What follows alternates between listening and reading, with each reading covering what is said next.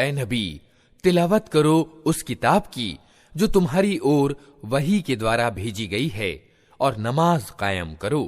यकीनन नमाज अश्लील और बुरे कामों से रोकती है, और अल्लाह का जिक्र इससे भी ज्यादा बड़ी चीज है। अल्लाह जानता है जो कुछ तुम करते हो। और किताब वालों से वाद विवाद न करो, मगर उत्तम ढंग से, सिवाय उन लोगों के जो उनमें से जालिम हों, और उनसे कहो कि हम ईमान लाए हैं उस चीज पर भी जो हमारी ओर भेजी गई है, और उस चीज पर भी जो तुम्हारी ओर भेजी गई थी। हमारा पूज्य और तुम्हारा पूज्य एक ही है, और हम उसी के मुस्लिम यानी आज्ञाकारी हैं। ए नबी, हमने इसी तरह तुम्हारी ओर किताब अवतरित की है, इसलिए वे लोग जिनको हमने पहले किताब दी थी वे इस पर ईमान लाते हैं, और इन लोगों में से भी बहुत से इस पर ईमान ला रहे हैं, और हमारी आयतों का इनकार सिर्फ अधर्मी ही करते हैं। ए नबी, तुम इससे पहले कोई किताब नहीं पढ़ते थे और ना अपने हाथ से लिखते थे। अगर ऐसा होता तो असत्यवादी लोग शक में पड़ सकते थे। वास्तव में ये स्पष्ट निशानियां हैं उन लोगों के दिलों में जिन्हें ज्ञान प्रदान किया गया है, और हमारी आयतों का इनकार नहीं करते मगर वे जो जालिम हैं। ये लोग कहते हैं कि क्यों ना उतारी गईं इस व्यक्ति पर निशानियां इसके रब की ओर से। कहो, निशानियां तो अल्लाह के पास हैं, और मैं सिर्फ सावधान करने वाला हूं खोल खोल कर। और क्या इन लोगों के लिए ये निशानी काफी नहीं है कि हमने तुम पर किताब अवतरित की जो इन्हें पढ़कर सुनाई जाती है। वास्तव में इसमें दयालुता है और उपदेश उन लोगों के लिए जो ईमान लाते हैं। ऐ नबी, कहो कि मेरे और तुम्हारे बीच अल्लाह की गवाही काफी है। वो आसमानों और जमीन में सब कुछ जानता है। जो लोग असत्य को मानते हैं और अल्लाह के साथ इनकार की नीति अपनाते हैं, वही घाटे में रहने वाले हैं। ये लोग तुमसे अजाब जल्दी लाने की मांग करते हैं। अगर एक समय नियत न कर दिया गया होता तो इन पर अजाब आ चुका होता, और यकीनन अपने समय पर वो आकर रहेगा, अचानक, इस हाल में कि इन्हें खबर भी ना होगी। ये तुमसे अजाब जल्दी लाने की मांग करते हैं, हालांकि जहन्नम इन अधर्मियों को घेरे में ले चुकी है, और इन्हें पता चलेगा उस दिन जबकि अजाब इन्हें ऊपर से भी ढांक लेगा और पांव के नीचे से भी, और कहेगा कि अब चखो मजा उन करतूतों का जो तुम करते थे। ऐ मेरे बंदो जो ईमान लाए हो, मेरी जमीन विशाल है, अतः तुम मेरी ही बंदगी बजा लाओ। हर जानदार को मौत का मजा चखना है, फिर तुम सब हमारी ओर ही पलटा कर लाए जाओगे। जो लोग ईमान लाए हैं और जिन्होंने अच्छे कर्म किए हैं, उनको हम जन्नत यानी स्वर्ग के उच्च भवनों में रखेंगे, जिनके नीचे नहरें बहती होंगी, वहां वे हमेशा रहेंगे। क्या ही अच्छा बदला है कर्म करने वालों के लिए। उन लोगों के लिए जिन्होंने सब्र किया है और जो अपने रब पर भरोसा करते हैं। कितने ही जानवर हैं जो अपनी रोजी उठाए नहीं फिरते। अल्लाह उनको रोजी देता है और तुम्हें रोजी देने वाला भी वही है। वो सब कुछ सुनता और जानता है। अगर तुम इन लोगों से पूछो कि जमीन और आसमानों को किसने पैदा किया है और चांद और सूरज को किसने वशीभूत कर रखा है, तो जरूर कहेंगे कि अल्लाह ने। फिर ये किधर से धोखा खा रहे हैं। अल्लाह ही है जो अपने बंदों में से जिसकी चाहता है रोजी कुशादा करता है और जिसकी चाहता है तंग करता है। यकीनन अल्लाह हर चीज का जानने वाला है। और अगर तुम इनसे पूछो कि किसने आसमान से पानी बरसाया और उसके द्वारा मुर्दा पड़ी हुई जमीन को जिला उठाया, तो वे जरूर कहेंगे अल्लाह ने। कहो, प्रशंसा अल्लाह के लिए है, मगर इनमें से ज्यादातर लोग समझते नहीं हैं। और ये दुनिया की जिंदगी कुछ नहीं है मगर एक खेल और दिल का बहलावा। वास्तविक जिंदगी का घर तो आखिरत का घर है।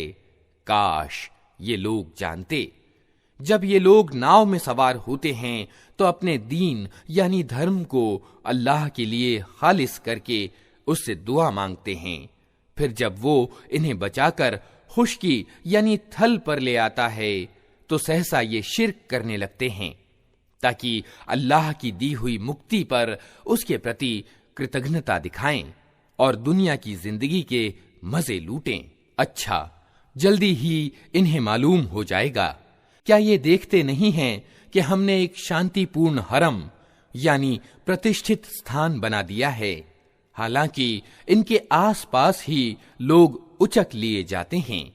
क्या फिर भी ये लोग असत्य को मानते हैं और अल्लाह की अनुकंपा के प्रति कृतज्ञता दिखाते हैं?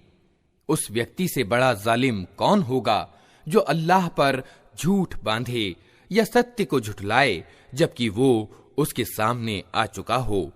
क्या ऐसे अधर्मियों का ठिकाना जहन्नम ही नहीं है? जो लोग हमारे लिए कोशिश करेंगे उन्हें हम अपने मार्ग दिखाएंगे और यकीनन अल्लाह अच्छे कार्य करने वालों ही के साथ है।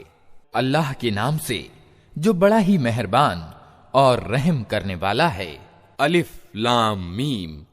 रूमी करीब के भूभाग में पराजित हो गए हैं और अपनी इस पराजय के बाद कुछ ही वर्षों में वे विजयी हो जाएंगे। अल्लाह ही का अधिकार है पहले भी और बाद में भी। और वो दिन वो होगा जबकि अल्लाह की प्रदान की हुई विजय पर मुसलमान खुशियां मनाएंगे। अल्लाह मदद देता है जिसे चाहता है और वो प्रभुत्वशाली और दयावान है। ये वादा अल्लाह ने किया है। अल्लाह कभी अपने वादे की अवहेलना नहीं करता, मगर ज्यादातर लोग जानते नहीं हैं। लोग दुनिया की जिंदगी का बस बाह्य पहलू ही जानते हैं और आखिरत से वे खुद ही बेखबर हैं। क्या उन्होंने कभी अपने आप में सोच विचार नहीं किया? अल्लाह ने जमीन और आसमानों को और उन सभी चीजों को जो उनके बीच हैं सत्यानुकूल और एक नियत समय ही के लिए पैदा किया है, मगर बहुत से लोग अपने रब के मिलन का इनकार करते हैं। और क्या ये लोग कभी जमीन में चले फिरे नहीं हैं कि इन्हें उन लोगों का परिणाम दिखाई देता जो इनसे पहले गुजर चुके हैं? वे इनसे ज्यादा शक्ति रखते थे। उन्होंने जमीन को खूब उधेड़ा था और उसे इतना आबाद किया था जितना इन्होंने नहीं किया है। उनके पास उनके रसूल प्रत्यक्ष निशानियां लेकर आए, फिर अल्लाह उन पर जुल्म करने वाला न था, मगर वे खुद ही अपने ऊपर जुल्म कर रहे थे। आखिरकार जिन लोगों ने बुराइयां की थीं, उनका परिणाम बहुत बुरा हुआ, इसलिए कि उन्होंने अल्लाह की आयतों को झुठलाया था और वे उनकी हंसी उड़ाते थे। अल्लाह ही सृष्टि का आरंभ करता है, फिर वही उसकी पुनरावृत्ति करेगा, फिर उसी की ओर तुम पलटाए जाओगे। और जब वो घड़ी घटित होगी, उस दिन अपराधी हक्का बक्का रह जाएंगे। उनके ठहराए हुए भागीदारों में से कोई उनका सिफारिशी न होगा और वे अपने भागीदारों का इनकार करने वाले हो जाएंगे। जिस दिन वो घड़ी घटित होगी, उस दिन सब इंसान अलग गिरोहों में बंट जाएंगे।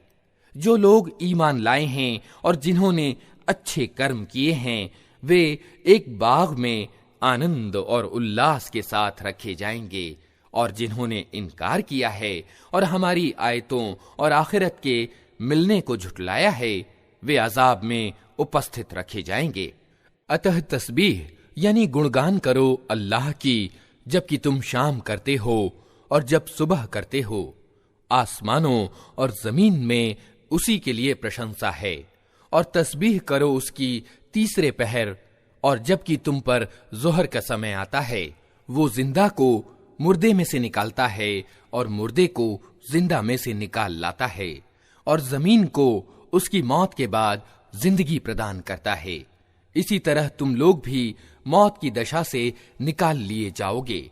उसकी निशानियों में से ये है कि उसने तुमको मिट्टी से पैदा किया, फिर यकायक तुम इंसान हो कि जमीन में फैलते चले जा रहे हो। और उसकी निशानियों में से ये है कि उसने तुम्हारे लिए तुम्हारी ही सहजाति से बीवियां बनाई, ताकि तुम उनके पास शांति प्राप्त करो, और तुम्हारे बीच प्रेम और दयालुता पैदा कर दी। यकीनन इसमें बहुत सी निशानियां हैं उन लोगों के लिए जो सोच विचार करते हैं। और उसकी निशानियों में से आसमानों और जमीन की सृष्टि और तुम्हारी भाषाओं और तुम्हारे रंगों की भिन्नता है। यकीनन इसमें बहुत सी निशानियां हैं बुद्धिमान लोगों के लिए। और उसकी निशानियों में से तुम्हारा रात और दिन को सोना और तुम्हारा उसके अनुग्रह यानी आजीविका को तलाश करना है। यकीनन इसमें बहुत सी निशानियां हैं उन लोगों के लिए जो ध्यान पूर्वक सुनते हैं। और उसकी निशानियों में से ये है कि वो तुम्हें बिजली की चमक दिखाता है, भय के साथ भी और लोभ के साथ भी, और आसमान से पानी बरसाता है, फिर उसके द्वारा जमीन को उसकी मौत के बाद जिंदगी प्रदान करता है। यकीनन इसमें बहुत सी निशानियां हैं उन लोगों के लिए जो बुद्धि से काम लेते हैं। और उसकी निशानियों में से ये है कि आसमान और जमीन उसके आदेश से कायम हैं। फिर ज्यों ही कि उसने तुम्हें जमीन से पुकारा, बस एक ही पुकार में अचानक तुम निकल आओगे। आसमानों और जमीन में जो भी हैं उसके बंदे हैं, सब के सब उसी की आज्ञा के अधीन हैं।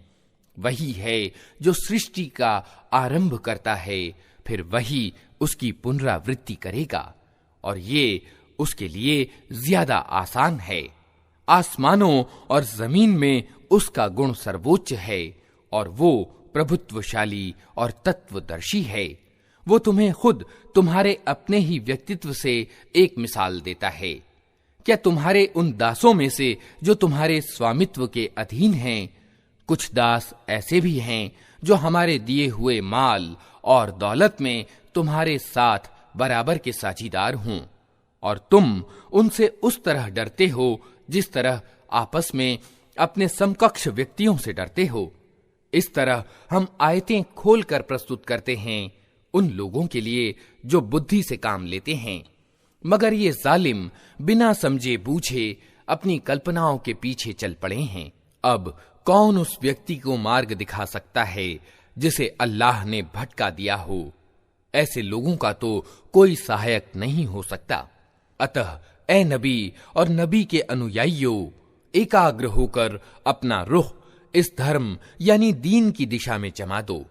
कायम हो जाओ उस प्रकृति पर जिस पर अल्लाह ताला ने इंसानों को पैदा किया है। अल्लाह की बनाई हुई संरचना बदली नहीं जा सकती। यही बिल्कुल सीधा और ठीक धर्म है, मगर ज्यादातर लोग जानते नहीं हैं। कायम हो जाओ इस बात पर, अल्लाह की ओर रुजू करते हुए, और डरो उससे, और नमाज कायम करो, और न हो जाओ उन बहुदेववादियों में से जिन्होंने अपना अपना धर्म अलग बना लिया है और गिरोहों में बंट गए हैं। हर एक गिरोह के पास जो कुछ है उसी में वे मग्न हैं। लोगों का हाल ये है कि जब उन्हें कोई तकलीफ पहुंचती है तो अपने रब की ओर रुजू करके उसे पुकारते हैं। फिर जब वो कुछ अपनी दयालुता का रसास्वादन उन्हें करा देता है तो अचानक उनमें से कुछ लोग शिर्क करने लगते हैं, ताकि हमारे किए हुए उपकार के प्रति कृतज्ञता का प्रदर्शन करें। अच्छा, मजे कर लो, जल्द ही तुम्हें मालूम हो जाएगा। क्या हमने कोई सनद और प्रमाण उन पर उतारा है जो गवाही देता हो उस बहुदेववाद यानी शिर्क की सत्यता पर जो ये अपना रहे हैं? जब हम लोगों को दयालुता का रसास्वादन कराते हैं तो वे उस पर फूल जाते हैं, और जब उनकी अपनी की हुई करतूतों से उन पर कोई मुसीबत आती है तो अचानक वे निराश होने लगते हैं। क्या ये लोग देखते नहीं हैं कि अल्लाह ही रोजी कुशादा यानी विस्तीर्ण करता है जिसकी चाहता है और तंग करता है जिसकी चाहता है। यकीनन इसमें बहुत सी निशानियां हैं उन लोगों के लिए जो ईमान लाते हैं। अतः ए ईमान लाने वाले, नातेदार को उसका हक दे और मोहताज और मुसाफिर को उसका हक। ये तरीका बहुत अच्छा है उन लोगों के लिए जो अल्लाह की प्रसन्नता के इच्छुक हों, और वही सफलता प्राप्त करने वाले हैं। जो ब्याज तुम देते हो ताकि लोगों के मालों में शामिल होकर वो बढ़ जाए, अल्लाह की दृष्टि में वो नहीं बढ़ता। और जो ज़कात यानी दान तुम अल्लाह की प्रसन्नता प्राप्त करने के इरादे से देते हो, उसी के देने वाले वास्तव में अपने माल बढ़ाते हैं। अल्लाह ही है जिसने तुमको पैदा किया, फिर तुम्हें आजीविका दी, फिर वो तुम्हें मौत देता है, फिर वो तुम्हें जिंदा करेगा। क्या तुम्हारे ठहराए हुए भागीदारों में कोई ऐसा है जो इनमें से कोई कार्य भी करता हो? पाक है वो और बहुत उच्च और महान है उस शिर्क से जो ये लोग करते हैं। थल और जल में बिगाड़ पैदा हो गया है लोगों के अपने हाथों की कमाई से, ताकि मजा चखाए उनको उनके कुछ कर्मों का, शायद कि वे बाज आएं। ए नबी, उनसे कहो कि जमीन में चल फिर कर देखो पहले गुजरे हुए लोगों का क्या परिणाम हो चुका है। उनमें से ज्यादातर बहुदेववादी ही थे। अतः ए नबी, अपना रुख मजबूती के साथ जमा दो इस सीधे और ठीक धर्म की दिशा में, इसके पहले कि वो दिन आए जिसके टल जाने का कोई उपाय अल्लाह की ओर से नहीं है। उस दिन लोग फटकर एक दूसरे से अलग हो जाएंगे। जिसने इनकार किया है उसके इनकार का वबाल उसी पर है, और जिन लोगों ने अच्छा कर्म किया है वे अपने ही लिए सफलता का रास्ता साफ कर रहे हैं, ताकि अल्लाह ईमान लाने वालों और अच्छा कर्म करने वालों को अपने अनुग्रह से बदला दे। यकीनन वो इनकार करने वालों को पसंद नहीं करता।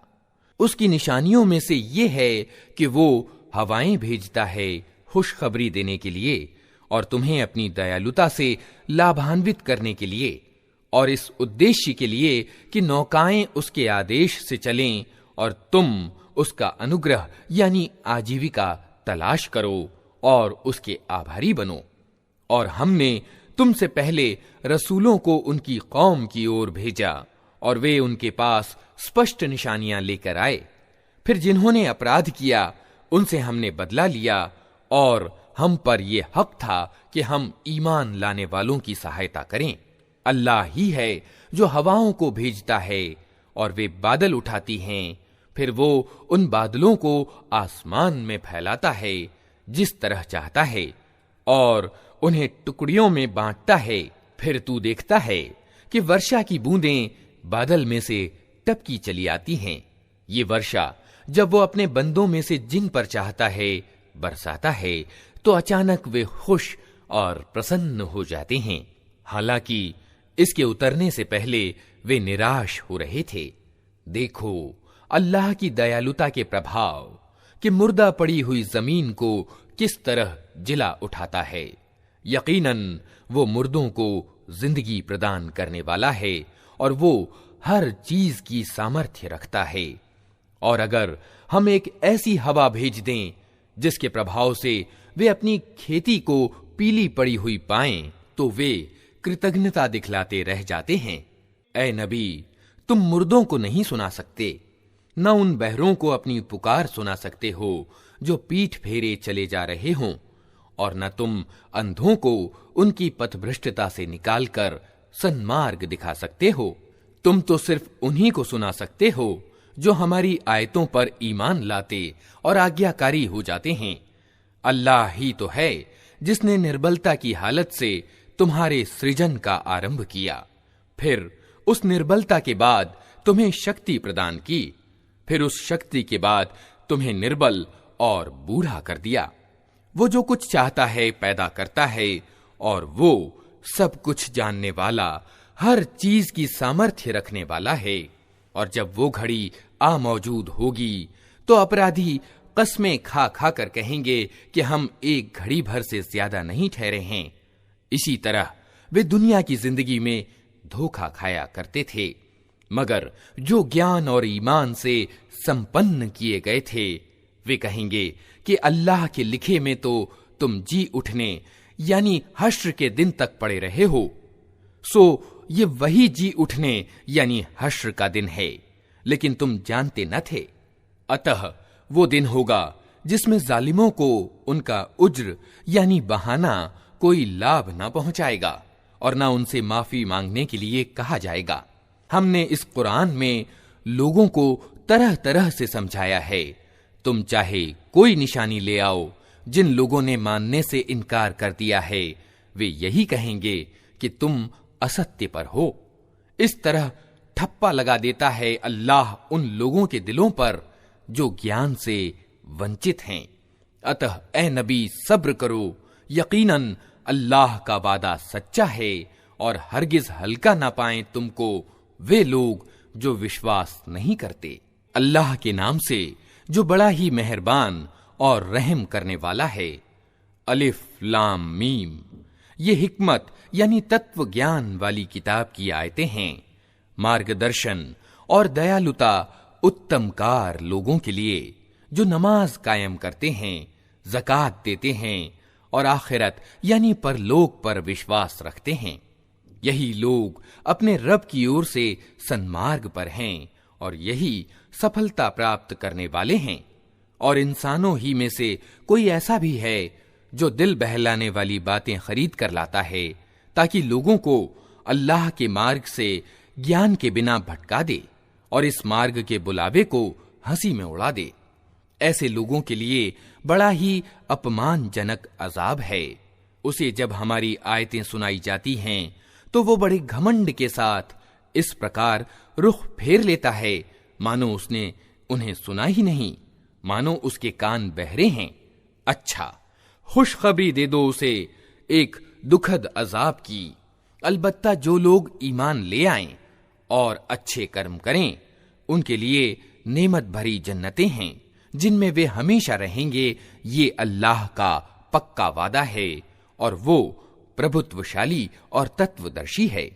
उसने आसमानों को पैदा किया बिना स्तंभों के जो तुम्हें नजर आएं। उसने जमीन में पहाड़ जमा दिए ताकि वो तुम्हें लेकर ढुलक न जाए। उसने हर प्रकार के जानवर जमीन में फैला दिए और आसमान से पानी बरसाया और जमीन में विभिन्न प्रकार की अच्छी चीजें उगा दी। ये तो है अल्लाह की संरचना। अब जरा मुझे दिखाओ इन दूसरों ने क्या पैदा किया है। असल बात यह है कि ये जालिम लोग स्पष्ट पथभ्रष्टता में पड़े हुए हैं। हमने लुकमान को हिकमत यानी तत्वदर्शिता प्रदान की थी कि अल्लाह के प्रति कृतज्ञता दिखाए। जो कोई कृतज्ञता दिखाए उसकी कृतज्ञता उसके अपने ही लिए लाभदायक है और जो इनकार और कृतज्ञता की नीति अपनाए तो वास्तव में अल्लाह निस्पृह और आपसे आप प्रशंसित है। याद करो जब लुकमान अपने बेटे को नसीहत कर रहा था तो उसने कहा, बेटा अल्लाह के साथ किसी और को शरीक न करना। सत्य ये है कि शिर्क यानी बहुदेववाद बहुत बड़ा जुल्म है और ये वास्तविकता है कि हमने इंसान को अपने माँ बाप का हक पहचानने की स्वयं ताकीद की है। उसकी माँ ने कमजोरी पर कमजोरी झेलकर उसे अपने पेट में रखा और 2 वर्ष उसका दूध छूटने में लगे। इसीलिए हमने उसको नसीहत की कि मेरे प्रति कृतज्ञता दिखाओ और अपने माँ बाप के प्रति कृतज्ञ हो।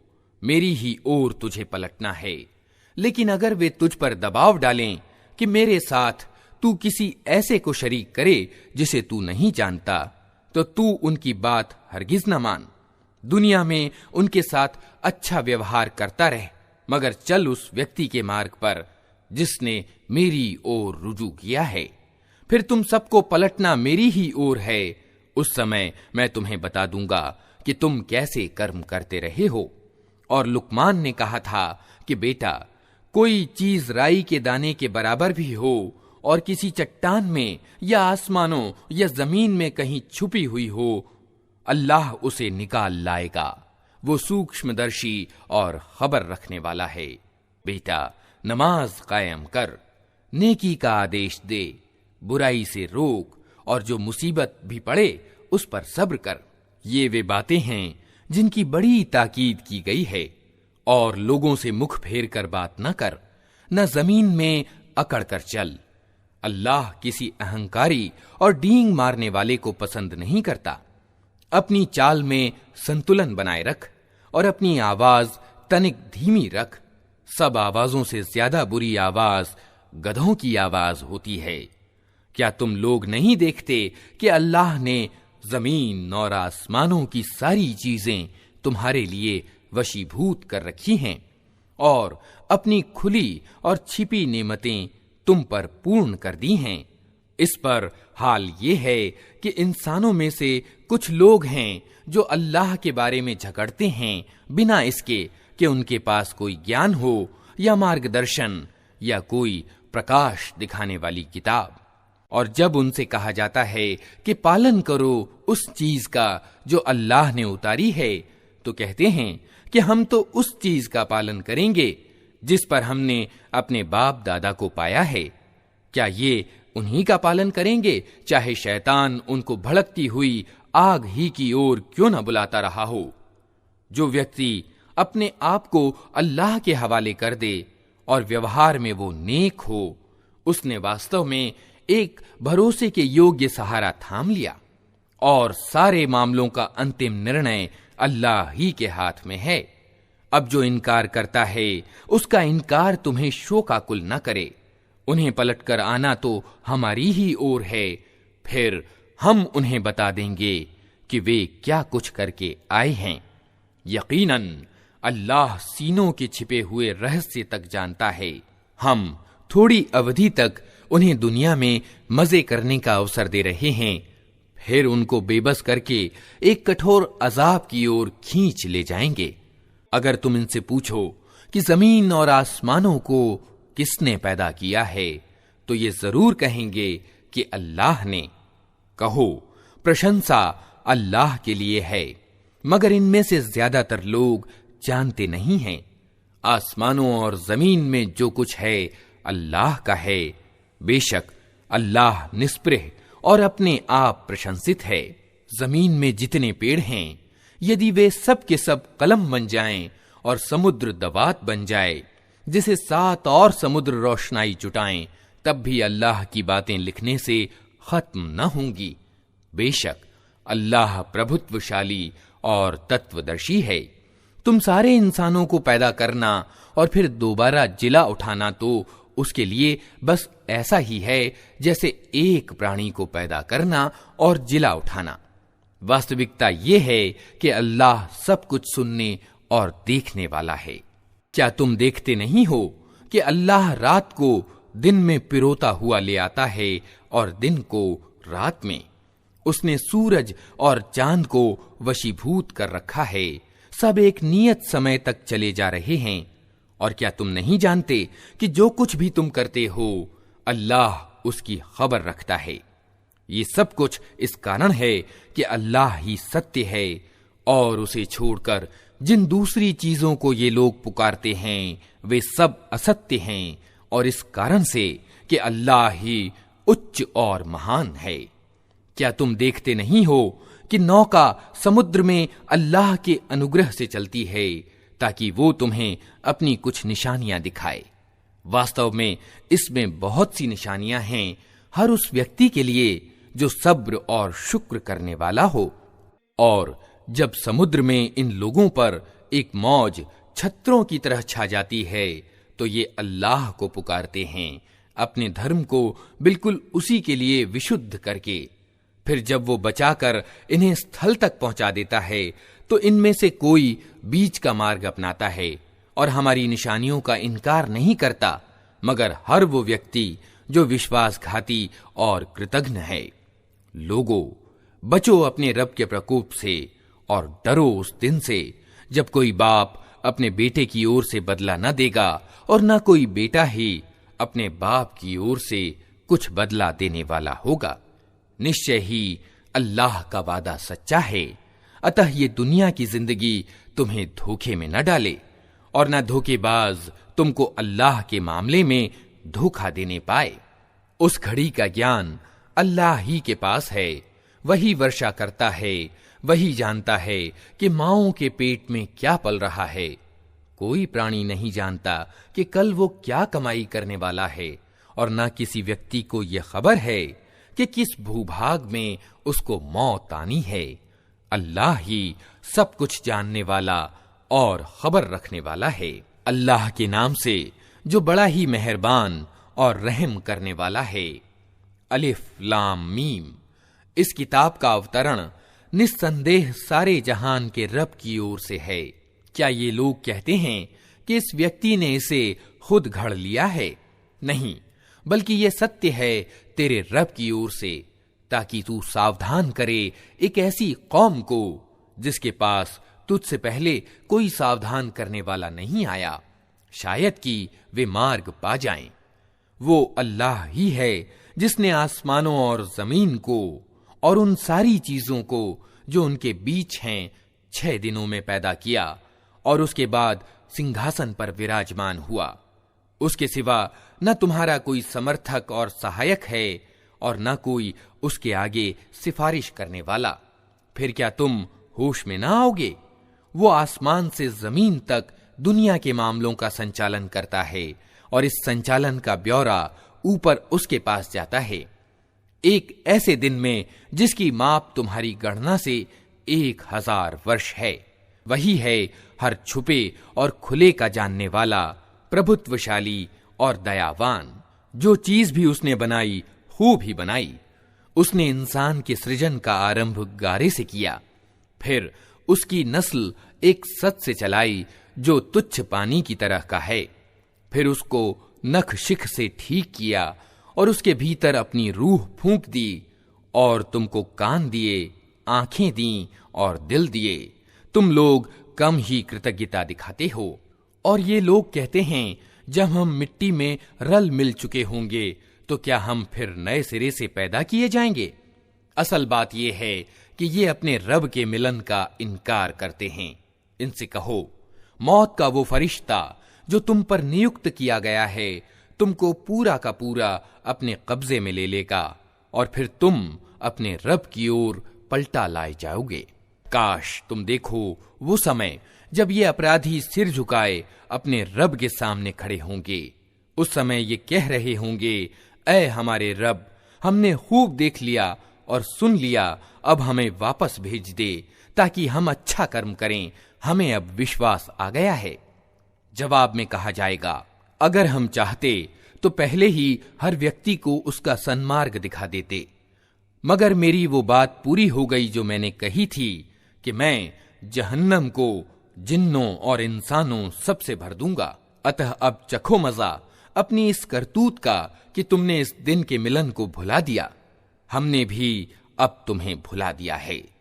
चखो हमेशा के अजाब का मजा अपनी करतूतों के बदले में।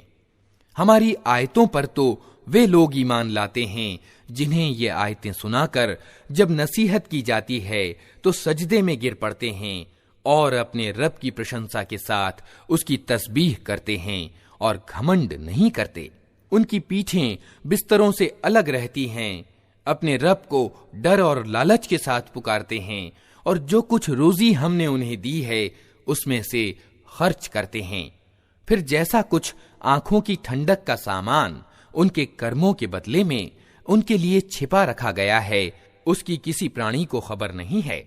भला कहीं ये हो सकता है कि जो व्यक्ति ईमान वाला हो वो उस व्यक्ति की तरह हो जाए जो अवज्ञाकारी हो? ये दोनों बराबर नहीं हो सकते। जो लोग ईमान लाए हैं और जिन्होंने अच्छे कर्म किए हैं उनके लिए तो जन्नतें यानी बाग रहने के ठिकाने हैं, अतिथि सत्कार के रूप में उनके कर्मों के बदले में। और जिन्होंने उल्लंघन किया है उनका ठिकाना दोज़ख है। जब कभी वे उससे निकलना चाहेंगे उसी में ढकेल दिए जाएंगे और उनसे कहा जाएगा कि चखो अब उसी आग के अजाब का मजा जिसको तुम झुठलाया करते थे। उस बड़े अजाब से पहले हम इसी दुनिया में किसी न किसी छोटे अजाब का मजा इन्हें चखाते रहेंगे, शायद कि ये अपनी विद्रोह नीति से बाज आ जाएं। और उससे बड़ा जालिम कौन होगा जिसे उसके रब की आयतों के द्वारा नसीहत की जाए और फिर वो उनसे मुंह फेर ले। ऐसे अपराधियों से तो हम बदला लेकर रहेंगे। इससे पहले हम मूसा को किताब दे चुके हैं, अतः उसी चीज के मिलने पर तुम्हें कोई शक न होना चाहिए। उस किताब को हमने इस्राएल की संतान के लिए मार्गदर्शन बनाया था, और जब उन्होंने सब्र किया और हमारी आयतों पर विश्वास करते रहे तो उनके अंदर हमने ऐसे पेशवा पैदा किए जो हमारे आदेश से मार्ग दिखाते थे। यकीनन तेरा रब ही क़यामत के दिन उन बातों का फैसला करेगा जिनमें इस्राएली परस्पर विभेद करते रहे हैं। और क्या इन लोगों को इन ऐतिहासिक घटनाओं में कोई मार्गदर्शन नहीं मिला कि इनसे पहले कितनी कौमों को हम तबाह कर चुके हैं, जिनके रहने की जगहों में आज ये चलते फिरते हैं। इसमें बड़ी निशानियां हैं, क्या ये सुनते नहीं हैं? और क्या इन लोगों ने ये दृश्य कभी नहीं देखा कि हम एक सूखी और चटियल जमीन की ओर पानी बहा लाते हैं और फिर उसी जमीन से वो फसल उगाते हैं जिससे इनके जानवरों को भी चारा मिलता है और ये स्वयं भी खाते हैं? तो क्या इन्हें कुछ नहीं सूझता? ये लोग कहते हैं कि ये फैसला कब होगा अगर तुम सच्चे हो। इनसे कहो, फैसले के दिन ईमान लाना उन लोगों के लिए कुछ भी लाभकारी ना होगा जिन्होंने इनकार किया है, और फिर उनको कोई मोहलत न मिलेगी। अच्छा, इन्हें इनके हाल पर छोड़ दो और इंतजार करो, ये भी इंतजार में हैं। अल्लाह के नाम से जो बड़ा ही मेहरबान और रहम करने वाला है। ऐ नबी, अल्लाह से डरो और इनकार करने वालों और मुनाफिकों यानी कपटाचारियों का कहना न मानो। वास्तव में सब कुछ जानने वाला और तत्वदर्शी तो अल्लाह ही है। अनुसरण करो उस बात का जिसका इशारा तुम्हारे रब की ओर से तुम्हें किया जा रहा है। अल्लाह हर उस बात की खबर रखता है जो तुम लोग करते हो। अल्लाह पर भरोसा करो, अल्लाह ही वकील होने के लिए काफी है। अल्लाह ने किसी व्यक्ति के धड़ में दो दिल नहीं रखे, ना उसने तुम लोगों की उन पत्नियों को जिनसे तुम जिहार करते हो तुम्हारी मां बना दिया है, और ना उसने तुम्हारे मुंह बोले बेटों को तुम्हारा वास्तविक बेटा बनाया है। ये तो वे बातें हैं जो तुम लोग अपने मुंह से निकाल देते हो, मगर अल्लाह वो बात कहता है जो तथ्य पर आधारित है और वही सही तरीके की तरफ राह दिखाता है। मुंह बोले बेटों को उनके बापों के संबंध से पुकारो, ये अल्लाह की दृष्टि में ज्यादा न्याय संगत बात है। और अगर तुम्हें मालूम न हो कि उनके बाप कौन हैं, तो वे धर्म के नाते से तुम्हारे भाई और साथी हैं। अनजाने में जो बात तुम कहो उसके लिए तुम्हारी कोई पकड़ नहीं है, लेकिन उस बात पर जरूर पकड़ है जिसका तुम दिल से इरादा करो। अल्लाह माफ करने वाला और दयावान है। निस्संदेह नबी को तो ईमान वालों के लिए उनके अपने खुद की अपेक्षा प्राथमिकता प्राप्त है, और नबी की पत्नियां उनकी माएं हैं। मगर अल्लाह की किताब के अनुसार सामान्य ईमान वालों और हिजरत करने वालों की अपेक्षा नातेदार एक दूसरे के ज्यादा हकदार हैं। अलबत्ता अपने साथियों के साथ तुम कोई भलाई करना चाहो तो कर सकते हो, ये आदेश अल्लाह की किताब में लिखा हुआ है। और ए नबी, याद रखो उस प्रतिज्ञा को जो हमने सब पैगंबरों से ली है, तुमसे भी और नूह और इब्राहिम और मूसा और मरियम के बेटे ईसा से भी। सबसे हम दृढ़ वचन ले चुके हैं ताकि सच्चे लोगों से उनका रब उनकी सच्चाई के बारे में सवाल करे, और इनकार करने वालों के लिए तो उसने दर्दनाक अजाब जुटा ही रखा है। ऐ लोगो जो ईमान लाए हो, याद करो अल्लाह के उपकार को जो अभी अभी उसने तुम पर किया है। जब सेनाएं तुम पर चढ़ आईं तो हमने उन पर एक प्रचंड आंधी भेज दी और ऐसी सेनाएं भेजीं जो तुमको दिखाई न देती थीं। अल्लाह वो सब कुछ देख रहा था जो तुम लोग उस समय कर रहे थे। जब दुश्मन ऊपर से और नीचे से तुम पर चढ़ आए, जब डर के कारण आंखें पथरा गईं, कलेजे मुंह को आ गए और तुम लोग अल्लाह के बारे में तरह तरह के गुमान करने लगे, उस समय ईमान लाने वाले खूब आजमाए गए और बुरी तरह हिलाकर रख दिए गए। याद करो वो समय जब मुनाफिक यानी कपटाचारी और वे सब लोग जिनके दिलों में रोग था स्पष्ट रूप से कह रहे थे कि अल्लाह और उसके रसूल ने जो वादे हमसे किए थे वे धोखे के सिवा कुछ न थे। जब उनमें से एक गिरोह ने कहा कि ए यसरिब के लोगों, तुम्हारे लिए अब ठहरने का कोई मौका नहीं है, पलट चलो। जब उनके कुछ लोग ये कहकर नबी से रुखसत मांग रहे थे, हमारे घर खतरे में हैं, हालांकि वे खतरे में न थे, वास्तव में वे युद्ध के मोर्चे से भागना चाहते थे। अगर शहर के किनारों से दुश्मन घुस आए होते और उस समय इन्हें उपद्रव के लिए निमंत्रण दिया जाता तो ये उसमें जा पड़ते और मुश्किल ही से इन्हें उपद्रव में सम्मिलित होने में कोई संकोच होता। इन लोगों ने इससे पहले अल्लाह को वचन दिया कि ये पीठ ना फेरेंगे और अल्लाह को दिए गए वचन की पूछताछ तो होनी ही थी। ए नबी, इनसे कहो, अगर तुम मौत या कत्ल से भागो तो ये भागना तुम्हारे लिए कुछ भी लाभदायक न होगा। इसके बाद जिंदगी के मजे लूटने का थोड़ा ही अवसर तुम्हें मिल सकेगा। इनसे कहो, कौन है जो तुम्हें अल्लाह से बचा सकता हो अगर वो तुम्हें नुकसान पहुंचाना चाहे, और कौन उसकी दयालुता को रोक सकता है अगर वो तुम पर दया करना चाहे। अल्लाह के मुकाबले में तो ये लोग कोई समर्थक और सहायक नहीं पा सकते हैं। अल्लाह तुम में से उन लोगों को खूब जानता है जो युद्ध के कार्य में रुकावटें डालने वाले हैं, जो अपने भाइयों से कहते हैं कि आओ हमारी ओर, जो लड़ाई में हिस्सा लेते भी हैं तो बस नाम गिनाने को, जो तुम्हारा साथ देने में बड़े ही कंजूस हैं। खतरे का समय आ जाए तो इस तरह दीदे फिरा फिरा कर तुम्हारी ओर देखते हैं जैसे किसी मरने वाले पर बेहोशी छा रही हो, मगर जब खतरा गुजर जाता है तो यही लोग लाभों के लोभी बनकर कैंची की तरह चलती हुई ज़बानें लिए तुम्हारे स्वागत को आ जाते हैं। ये लोग हरगिज ईमान नहीं लाए, इसीलिए अल्लाह ने इनके सारे कर्म नष्ट कर दिए, और ऐसा करना अल्लाह के लिए बहुत आसान है। ये समझ रहे हैं कि आक्रमणकारी गिरोह अभी गए नहीं हैं, और अगर वे फिर आक्रमण कर दें तो इनका जी चाहता है कि उस अवसर पर कहीं उजाड़ मैदान यानी सहरा में बद्दुओं के बीच जा बैठें और वहीं से तुम्हारे समाचार पूछते रहें। इस पर भी अगर ये तुम्हारे बीच रहे भी तो लड़ाई में कम ही हिस्सा लेंगे।